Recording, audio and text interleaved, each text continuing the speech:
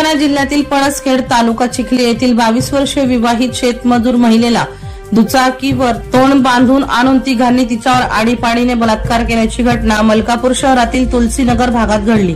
याबाबत पीडितेने मलकापूर पोलीस स्टेशनला दिलेल्या फिर्यादीवरून तिघांविरुद्ध कलम 363, 366, 376, 376 ड 506 भादवीनुसार गुन्हा दाखल करण्यात आलाय। या प्रकरणी तिघाही आरोपींना शहर पोलिसांनी अटक केली आहे। या तिघांना न्यायालयासमोर उभे केले असता न्यायालयाने 6 दिवसाची पोलीस कोठडी सुनावली आहे।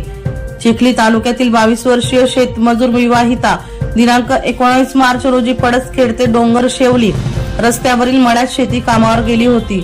सायंकाळी 5 वाजेच्या दरम्यान दुचाकीवर आलेल्या अनोळखी दोघांनी तिला मोटरसायकलवर मध्ये बसवून तिचे तोंड दाबून मलकापूर येथे मित्राच्या रूमवर आणले। मित्राच्या रूमवर तिघांनी दांगडो सुरू केला। आरडाओरड केल्यास फाशी देण्याची धमकी तिघांनी विवाहितेला दिली।